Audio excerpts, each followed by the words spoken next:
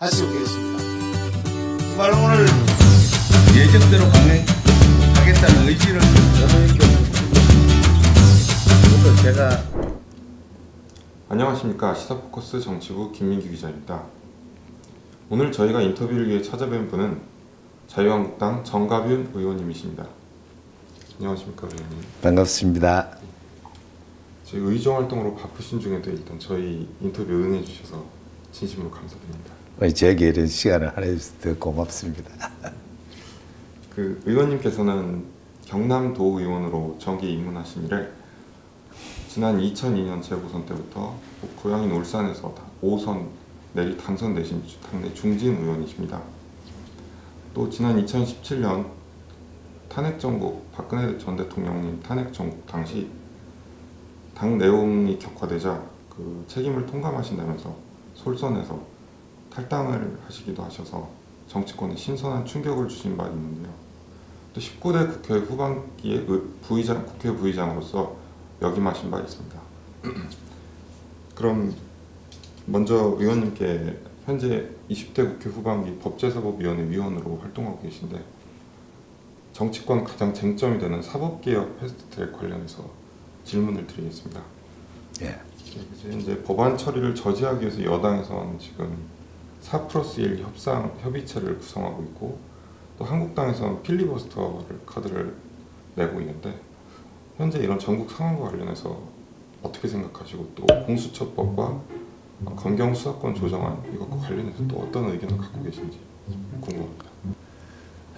이번에 패스트트랙에 올라 있는 법안을 놓고 이제 법안이 이미 이제 상정이 다 돼 있는데 이것은 근본적으로 출발 자체가 그 바른미래당 간사 그 불법 위법 사보임에서부터 출발하게 됐습니다. 그로 인해서 국회가 파행이 되고 또 많은 그 의원들이 이제 사법기관에 제소가 되고 정말 이렇게 불행한 사태가 아마 제가 의정 활동하면서 별로 경험해 보지 못한 일이 지금 현 이 시점에 벌어지고 있거든요.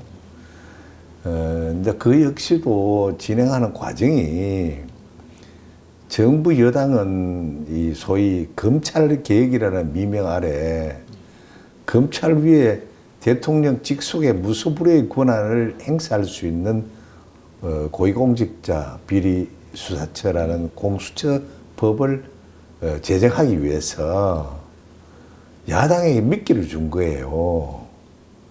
특히 이 자기네들 만들어놓은 이 법이 통과되기 힘들다 보니까 소위 말하는 2중대, 3중대, 4중대의 어떤 그 좌파 세력들을 만들기 위해서 연동형 비례대표제를 도입하겠다 이렇게 된 겁니다. 실제 우리는 유불리를 떠나서 어느 것 하나 통과시키서는 안 된다고 보고 우리 당이 전력을 투구해서 이 법을 막기 위해서 노력을 하고 있습니다. 전방위적으로. 아시다시피 공수처법은 앞으로 공수처법이 제정이 돼서 운영한다고 봤을 때 요 최근에 불거진 김기현 전 울산시장 선거 관련 유재수 사건 또 최근에 우리들 병원 불법 대출 사건 이런 사건들이 만약에 공수처가 운영된다면 아마 유야무야 될 가능성이 그냥 너무도 자명하다. 그래도 지금 검찰이 이러한 것을 제대로 밝히기 위해 부단한 노력하는 것은 정말 우리 국가 백년대계를 위해서 바람직스러운 일이라고 생각하거든요. 그런가 하면 이제 그렇지 못했을 때 공수처 했을 때 그야말로 그 진실이 밝혀지지 않고 역사 속으로 묻혀버릴 가능성이 있다. 그래서 우리 당은 절대로 통과시켜서는 안 된다. 그리고 또 선거법의 경우에는 그 아까 말씀드린 바 같이 민주당이 도저히 다음 선거에서 과반 의석을 확보하기 힘드니까 이제 소위 2중대, 3중대, 4중대 어떤 그런 좌파 세력을 구축하기 위한 방법으로 이거를 이제 이거 해주면 이거 죽구만 사실 우리가 보통 정치는 협상을 통해서 한다고 얘기하지만 실제 이런 협상은 국가 백년대계에 걸린 소위 말 그러면 이제 이 정부가 입법, 사법, 행정 다 장악하게 되는 거예요. 그럼 우리나라가 삼권 분립이 되고 있는 나라인데 이건 말도 아니다. 그렇게 보고 그래서 두 가지 법은 우리 당의 유불리를 떠나서 이 정부의 장기 집권 사회주의 실현 가능성이 있다고 보고 온몸으로 막을 거라고 생각. 그런 각오가 되어 있습니다. 그렇다면 현재 바른미래당에서는 또 오신환 원내대표 같은 경우는 일종의 타협안으로 이제 기소처가 없는 기소권이 없는 공수처를 제안하기도 했었고 지금 또 안 그러면 지금 9일날 여당이 4+1로 예산안하고 같이 통과시키겠다고 지금 사실 그런 입장을 내놓고 있습니다. 그래서 필리버스터로 이걸 막을 수 있는지 아니면 이보다 더 강경한 어떤 추가적인 조치가 필요하다 혹시 이렇게 생각하시는지 궁금합니다. 지금 현재 공교롭게 회기가 12월 10일이면 정기국회 끝나거든요. 사실 저는 필리버스터를 상상도 하기 싫은 사람입니다. 왜냐하면 약 4년 전에 19대 말에 국회 필리버스터가 진행이 된 바가 있습니다. 테러 방지법 문제를 놓고 8박 9일 동안 진행됐는데 바로 턱 밑에서 박근혜 정부와 새누리당에 대한 저주를 쏟아내는 것을 듣고 있노라면 그냥 이 멘붕 상태가 와요. 그런 걸 해봤기 때문에 가능하면 저는 우리 당도 가능하면 그런 걸 안 했으면 좋겠다는 게 내 개인적인 심정인데 근데 이번에는 보면 이제 이 전에 자기네들 활용해본 경험도 있고 이제 이러다 보니까 이제 국회 개의를 가지고 이 소위 장난을 치는 것 같더라고요.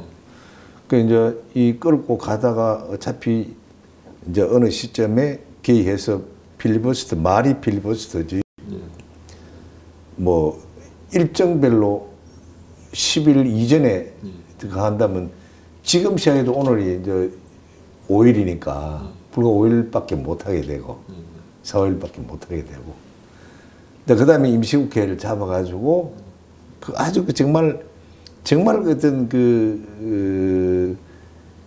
기상천외의 방법으로 의회를 하루씩 잡아가지고 오늘 24시까지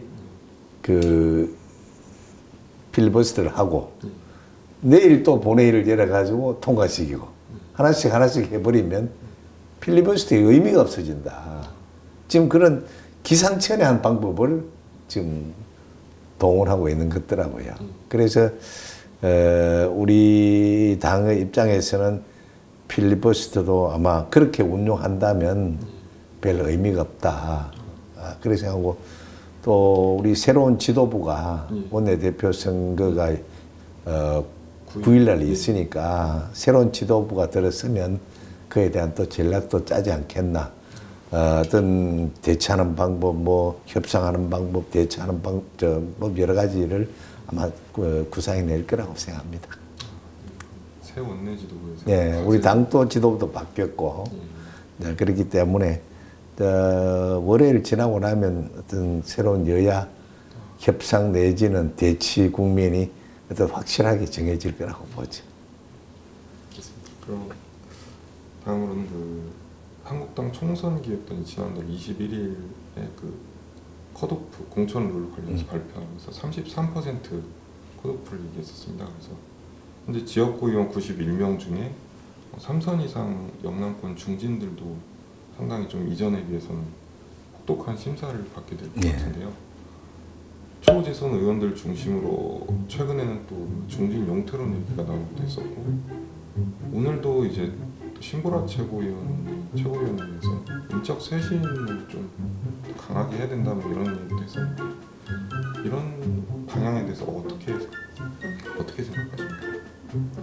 그리고 이제 우리 당이 예. 원체 이 국민의 신뢰를 상실하다 보니까 선거는 다가오고 국민의 신뢰를 회복하기 위해서 다양한 방법이 이제 동원이 돼야 되겠죠.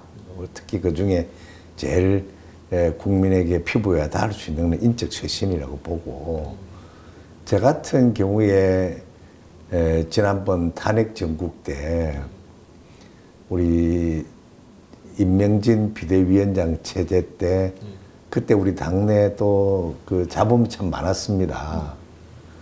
그때 국민의 요구는 몇몇이 당을 떠나라, 그런 요구를 했습니다.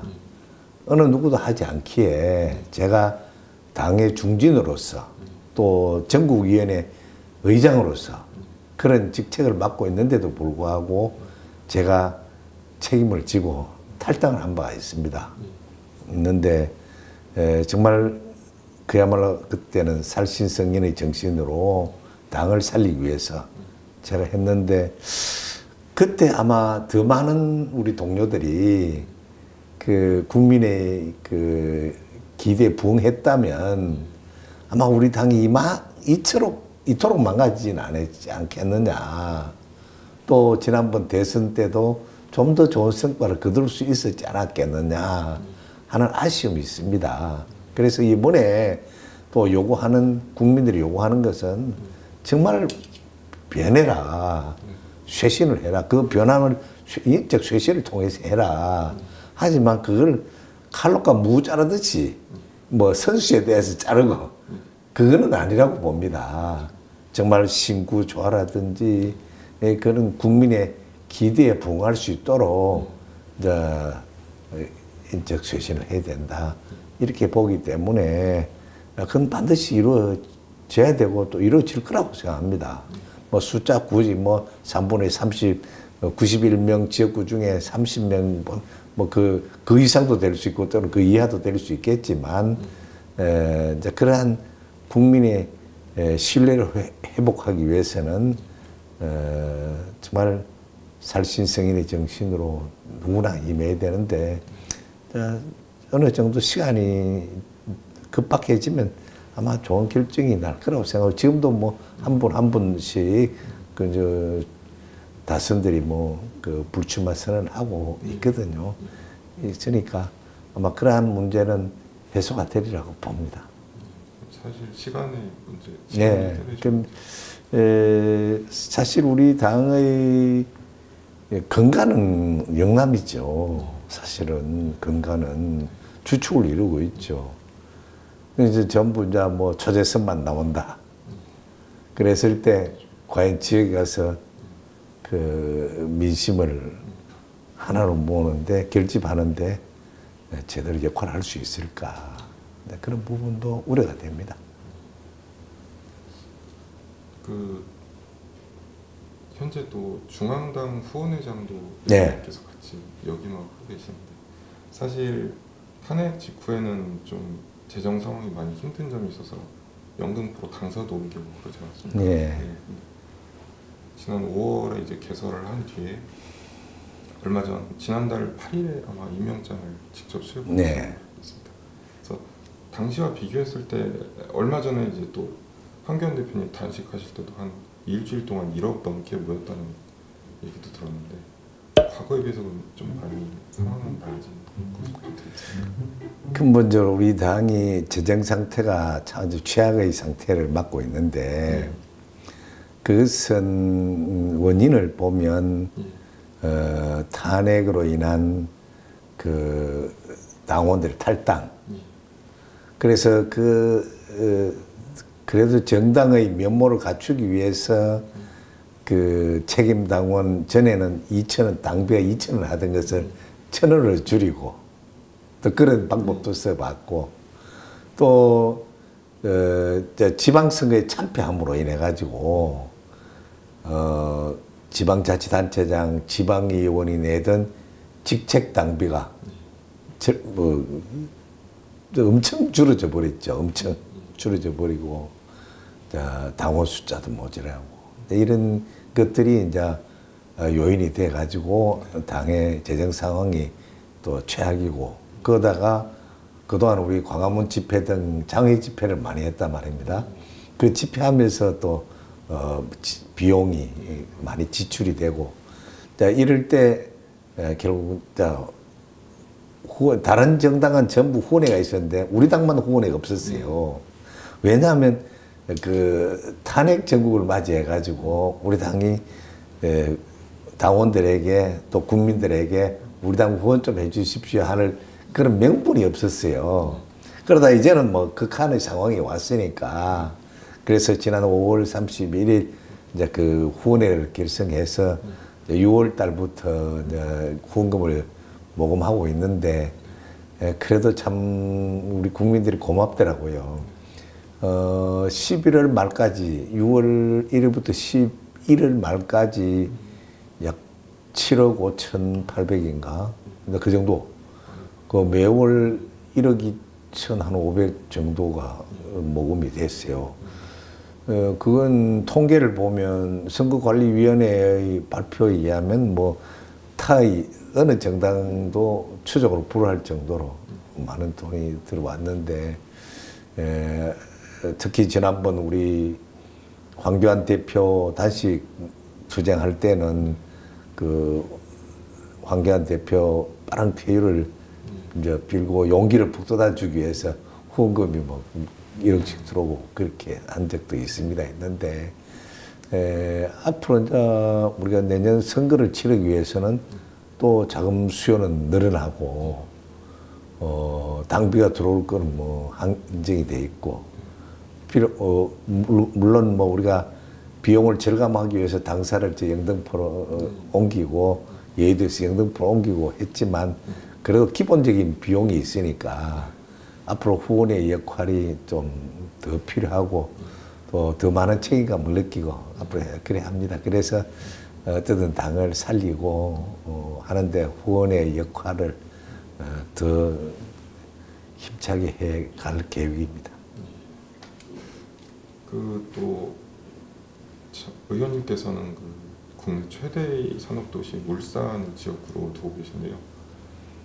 그 울산하면 또 조선 경기 영향을 많이 받지 않습니까? 네. 최근에는 또 조선 경기가 조금 호전된다고는 하지만 사실 현 정권 들어서 점점 경제 성장률 전망치가 낮아지고 있고 또 이런 소득주도 성장이라든지 여러 가지 정책이 문제점으로 인해서 좀 경기가 침체되고 있는데 이런 상황을 타개하기 위해서 어떤 경제적 전환이 필요하며 또 지역 경기를 활성화하기 위한 어떤 보관이 있으십니까? 지금의 이 불황에 대한 타개책은 백약이무약입니다.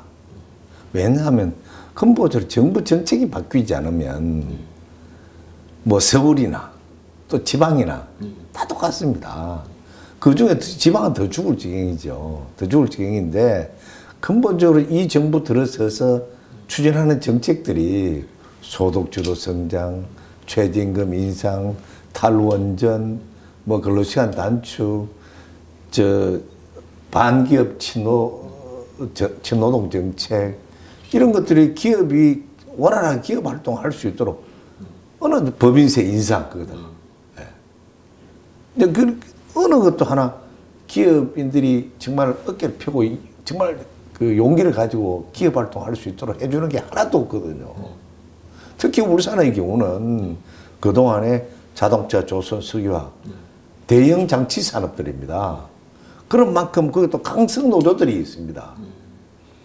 이런 상황에서 정말 정부 정책이 바로 스며드는 곳이 울산인데 지금도 참 그 현대 중공업의 경우에 강성 노조가 들어서 가지고 지금 회사하고 그 대우조선하고 현대중공업하고 합병 문제를 아직도 해결 못 하고 있거든요. 적어도 보면 정부가 현대중공업에 이것 좀 해결해 달라고 부탁한 거예요. 그럼 정부가 나서서 어떤 문제를 그것도 같이 함께 풀어주려고 노력을 해야 되는데 그냥 강건도 불구경한테 하고 있으니까 그 피해를 보는 건 고스란히 기업이고 지역입니다. 이렇게 해서 누가 기업하려고 그러겠습니까? 그래서 특히 우리 울산은 이제 그러한 부분들을 하기 위해서는 앞으로 뭐 자동차 조선 석유화의 어떤 고도화라든가 또 수소 경제 특구를 지금 추진하고 있습니다. 이제 그런 거라든가 또 2차 전지를 비롯한 우리 사업을 육성해 나가는 것. 또 그다음에 이제 모두가 다 알고 있지만 울산 하면 산업 수도인데 그 산업 수도와 관광 문화를 또 연계해 가지고 그런 이제는 뭐 그냥 제조업으로서 한계가 있으니까 관광 문화 사업 이런 것을 육성해서 동반 상승할 수 있도록 그렇게 해 가야 된다고 보고요. 그래서 제가 뭐 예산이나 입법 활동에 최선을 다하려고 합니다. 그래서 반드시 해결해야지. 그렇지 않으면 결국은 우리나라 전체가 겪고 있는 저출산 문제도 있지만 근로자들이 일자리를 찾아 떠나기 때문에 울산 인구가 지금도 지속적으로 줄고 있거든요. 계속 이걸 방지할 수 해야 한다. 그런 측면에서 빨리 어떤 일자리를 마련해야 된다 이렇게 생각합니다. 맞습니다. 사실 뭐 중국이나 일본도 현대중공업하고 이제 대우조선이 합병하는 거를 보고서 이제 세계 최대의 조선사가 탄생한다 그래가지고 먼저 이제 움직여서 최근 그럼요. 합병을 이미 중국은 끝냈더라고요. 그래서 참 그런 데도 좀 여러 가지 규제 개혁이라든가 말은 혁신 성장을 하지만 사실 아직 기업에서 요구하는 그런 것들은 정부에서 안 내놓고 있으니까 문제가 있는 것 같아요. 정말 앞으로 정부 정책이 바뀌지 않는 한, 정부 정책 기조가 바뀌지 않는 한은 경제를 살리기는 쉽지 않다고 보거든요. 빨리 지금이라도 이 정부 여당이 다시 한번 정말 그 백지 상태에서 한번 점검해보고 이 경제가 안 무너지면 뭐 그다음 뭐 내년 선거 보나 안 보나 뻔할 거라고 생각합니다. 지금 시간도 없습니다. 단순히 지금 버티고 있는 게요. 우리 세금을 투입해가지고 그냥 뭐 갈라주기는 갈라주는 부분도 상당한 부분이 있죠. 국민에게. 갈라주는 상당한 부분도 있는가 하면 그저 이제 알바 일자리 만들어가지고 소득을 가는데 거기 지금 현재 보면 순환이 안 되고 있잖아요. 우리 지금 현재 이제 제일 소외 세대라고 할까 40대 이런 지금 실업률이 제일 높잖아요. 많잖아요. 40몇만 일자리가 줄어지고 있는데 그거는 지금 어느 정도 해당이 되는 거라. 청년은 청년 일자리 만들어준다고 청년에 대한 정책 개발하고 노인은 노인 일자리 만든다고 정책 개발하고 그 40대, 30대, 40대는 어느 것도 해당이 안 되는 거라. 그러니까 그런 분들이 실업률이 굉장히 높은 거예요. 일자리가 많이 줄어졌죠. 이제 제조업이 이제 뭐 지금 또 한계가 오니까. 그런데 그에 대한 대책이 지금 심각한 문제라고 보죠. 그래서 정부가 이런 것을 이념을 따라서 정말 경제는 시장 원리에 맡겨가지고 제대로 해줘야 된다. 그렇죠. 시장이 일단 중심입니다. 또 울산을 지역구로 두고 계시니까 아마 지금 제일 화두가 되고 있는 울산시장 청와대 개입 그 사건이 가장 더 주목을 받고 있는데 지난 6.13 지방선거 때 김기현 전 울산시장에 대해서 이제 측근을 황운하청장을 이용해서 청와대에서 말 그대로 원래 사찰을 했다 뭐 이런 얘기가 나오고 있습니다. 그래서 얼마 전에는 이제 또 하명 수사를 한 게 아니다 하면서 어떤 그런 첩보들을 제보가 들어와서 했다 또 이렇게 엊그제 해명을 했었는데 사실 또 그 송병기 경제부시장이 또 현 민주당 울산시장의 측근이었던 걸로 밝혀지면서 이제 해명이 더 궁색하게 되진 상황인데 처음에는 이제 전혀 개입을 안 하고 단순히 2천만 시켰다고 했다가 오늘 또 말이 바뀌었었거든요. 편집을 해서 또 보기 좋게 했다고. 그래서 이런 상황 속에서 이 청와대가 이렇게 개입했다는 의혹 어떻게 보고 계십니까? 제가 지난 6.13 지방선거를 때 울산 시당위원장을 했어요. 그러니까 김계도 후보 다음으로 내가 좀 아는 편이죠. 아는 편인데 그때 소위 그 황운하 경찰청장이 기영무관에서 치안감으로 승진해 올 자체부터 많은 분들이 무슨 일이 일어나겠다 이런 얘기를 했어요. 그리고 그분이 지역에 와서 근무하면서 지역 그 언론들하고 그 자리를 할 때 그 검경 수사권 조작 문제를 지역에 와서 또 얘기를 했었더라고요. 근데 그거는 사실 중앙에서 해야 될 사항이지 지방 언론하고 할 사항은 아니다. 근데 그래서 이 참 앞으로 문제가 있겠다 생각했는데 제일 먼저 터진 게 이제 김기현 시장 후보 사건이죠. 김기현 시장 후보가 3월 16일 날인가 공천장을 받는 날 오후에 비서실을 비롯한 시청 5개 5곳을 압수수색을 했죠. 정말 그거는 그 지금까지 종래 수사하는 기법 중에 그 기본이 안 된 수사다.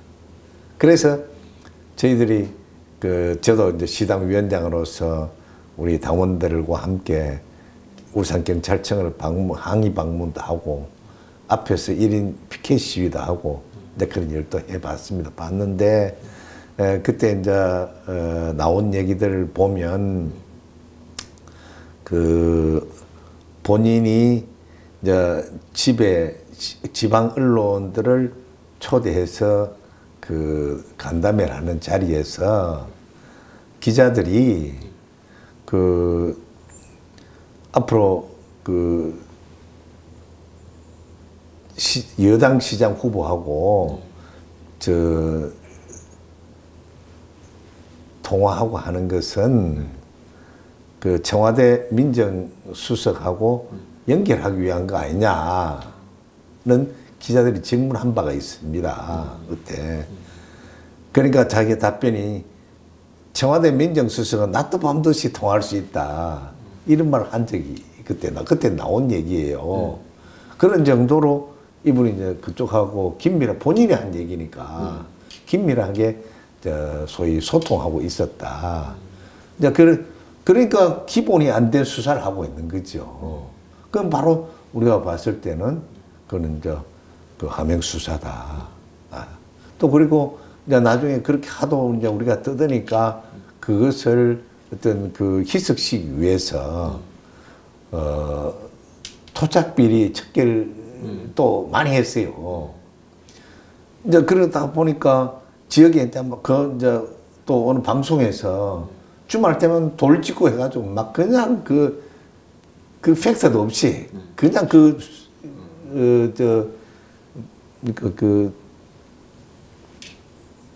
경찰에서 그 피사실 공표 이런 거 그때 막 불법으로 막 했죠.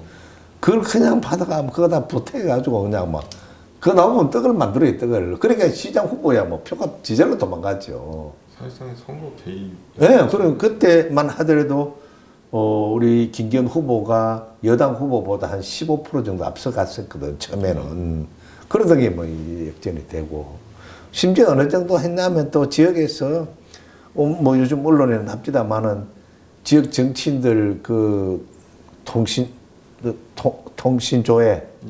저 같은 경우도 울산 지방경찰청에서 통신조회를 5건 했던가 그렇더라고요. 다른 우리 당 소속 다른 의원들도 했고. 황운하 청장이 온 이유는? 그럼요. 그러니까 2017년 말 정도 돼가지고 그렇게 다 와가지고 그런 거죠. 그 다음에 뭐 중앙지검에서도 뭐 했고. 뭐 여튼 저는 뭐 타겟가 많이 됐어요. 그러나 근데 우리가 항의를 했죠. 내가 누구나 상임위원회 법사위인데 그 중앙지검은 그러니까 자 뭐 소위 그런 이제 수사를 하면서 이제 뭐 통신조회니까 그 이제 누구하고 통화를 했으면 이게 또 누구냐 그렇게 이제 확인하다 보니까 그렇게 됐다고 자체는 아무것도 아니라고 얘기를 하더라고요. 어쨌든 그래서 황운하 청장이 이제 부임해서 자기 어떤 첫째는 그 우리 지금 현재 경찰청장 경대 1기입니다. 저 이제 4기입니다. 4기. 현재 경찰청장이 황운하 청장이 1기거든요. 4기 밑에 지방청장을 하고 있을 정도니까. 그래서 이제 또 자기가 이제 앞으로 이제 또 그 승진해가 가기 위해서 자기가 동원할 수 있는 방법 다 동원했죠. 그게 뭐 이제 결국은 이제 선거 개입으로 우리 이제 여당 후보는 대통령하고 아주 절친이고 또 자기는 청와대 민정수석하고 또 이래 또 유기적인 관계를 가지고 있고 이런 함수 관계들이 지난 지방선거를 그렇게 관권성으로 만들어 버렸죠. 박원우 특감반에서 이제 2명 내려와가지고 그럼 뭐 고래고기 사건을 얘기하고 있지. 핑계야 뭐 동해 바다 고래를 춤추게 만들거야. 그래서 또 지금 현재 그 두 분 중에 한 분이 유명을 달리하셔서 또 예, 참. 예, 검찰에서 지금 그 핸드폰을 경찰에서 압수해가지고 그게 좀 핵심이 되고 있더라고요. 그래요. 되게 많이 근데 사실 참 오늘 언론 보도를 보니까 이제 검찰에서 이제 그걸 지난번 이제 경찰이 압수해 갖고 있던 휴대폰을 검찰이 이제 그 압수해 갔지요. 경찰이 또 그놈을 또 거꾸로 또 압수 신청 그 영장 발부 받았는지 모르겠어요. 끝까지는 모르겠는데 정말 참 우리 시집까지 가서 그런 일이 정말로 있을 수가 있느냐. 이 자체가 보면 뒤에 컨트롤러 타워가 따로 있는 것 같아요. 그 몸통이 따로 있어요. 지금 내가 봤을 때. 백원우나 조국을 넘어서서 엄연히 이것은 컨트롤 타워 따로 있다. 감히 경찰이 이미 벌써 압수수색한 것을 다시 돌려내라. 아무리 검경수사권 조정 문제가 거론이 되지만 서로 우리 국민을 위한 그 행정을 펼쳐야 되는데 국민들이 그들이 싸우는 모습을 국민들이 보고 그 마음 편해할 사람이 있겠습니까? 그런 측면에서 저는 절대로 아니다. 이것을 그냥 구경하고 있는 게 아니고 뒤에서 조정하고 있다. 그래서 지금 현재 아니 뭐 제가 검찰을 잘한다. 잘못된 건 고쳐야죠. 그러나 엄연한 오랜 세월 우리 국가 치안 뭐 안보 이런 것을 지켜오던 검찰을 이렇게 헌신짝 부리듯이 자기들 지난번에 적폐청산할 때 어떻게 했는데요? 사실 윤석열 총장도 직접 임명하면서 그럼요. 그것도 다 불법으로 그때 임명했습니다. 서울중앙지검장 임명할 때 그때 제가 그거를 지적하면서 이것은 우리 대통령이 헌법과 법률을 위반했다. 소위 이것도 탄핵감이다. 내가 그렇게 주장한 바가 있어요. 그랬던 사람들이 지금 와서 자기네들 시기엔 대로 안 듣는다고. 윤석열 총장 혼자 합니까? 우리나라 2천 몇백 명 검사들이 다 그들의 자존심과 자긍심이 있잖아요. 그거를 그냥 뭐 누가 묻으라 한다고 묻고 묻지 마라 한다고 안 묻고 나중에 정말 나중에 더 큰 화를 초래할 거예요. 그럼 우리가 지난 불과 이 정부 들어서자마자 우리 다 봤거든요. 이대로 가면 다음에 가 또 적폐청산 아니 이거 국가기강 확립해서 위에서 안 한다는 보장이 어디 있습니까? 저는 정치적인 보복은 절대로 해서는 안 된다고 봅니다. 그러나 바로 잘못된 거는 바로 잡아줘야 되고 그렇게 정말 지금 이 정부가 출발할 때 한 그와는 다르게 그냥 법과 원칙이 살아 숨쉬는 대한민국을 만들어줘야 된다고 생각합니다. 그렇기 때문에 뭐 지금 현재 또 그 하다고 해서 공수처 만들겠다. 정말 국민의 저항을 불러일으킬 거라고 봅니다. 그래서 제가 우리 뭐 저를 비롯한 우리 당도 거기에 대해서는 뭐 조금도 그 물러섬이 없이 아마 밀어붙일 거라고 봅니다. 안 그래도 오늘 그 당 지도부에서 최고위원회에서 지금 국정조사를 비롯해서 3대 게이트를 가지고 특검 혹은 특위 일단 구성해서 진상규명 나서겠다 이렇게 얘기를 하고 있는데 의원님께서 그럼 앞으로 그런 우리 당이 이제 국정조사나 뭐 특검이나 예.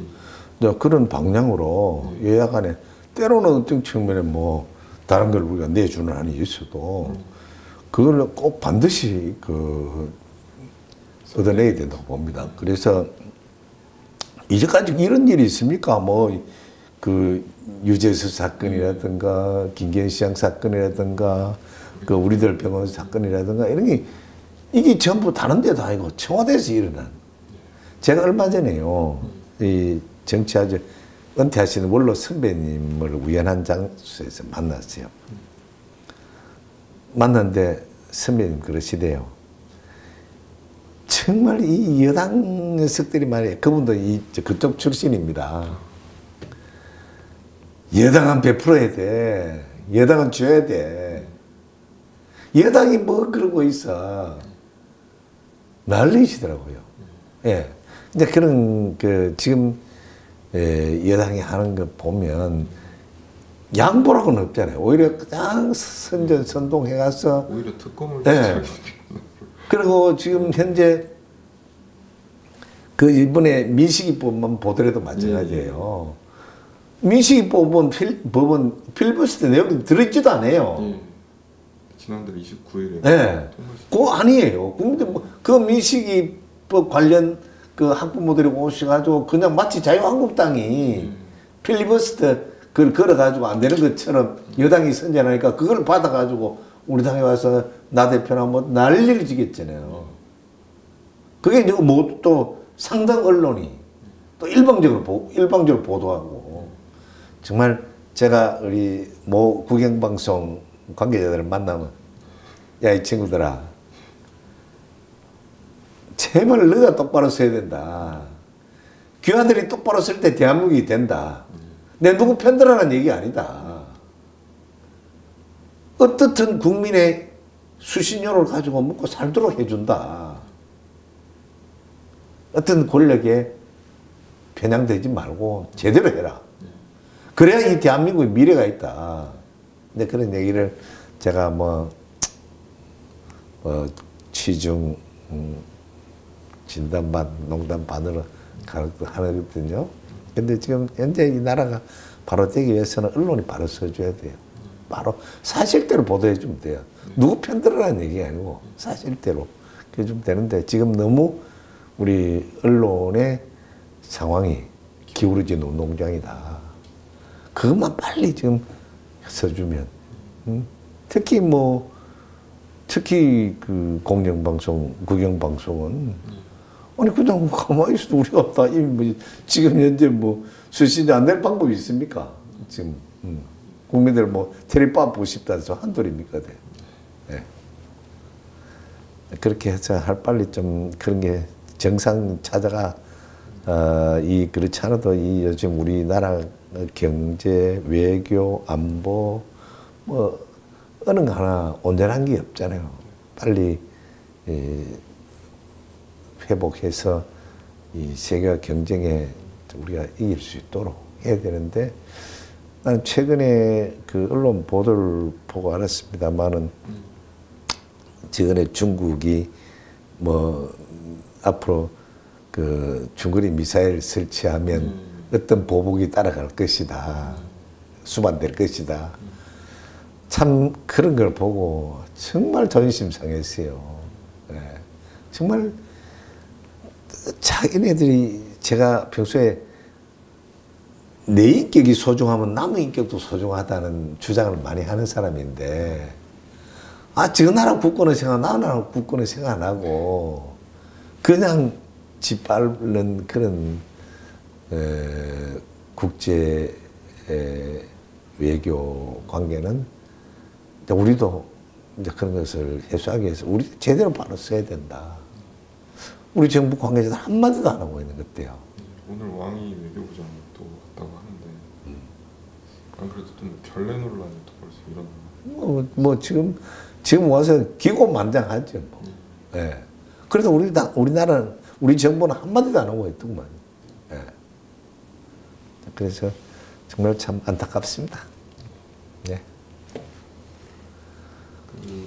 뭐 추가로 더 하시고 싶으신 말씀 있으시면 다 없으시면 네. 저희 시사 포커스 시청자분들도 한번 마지막 강연 말씀.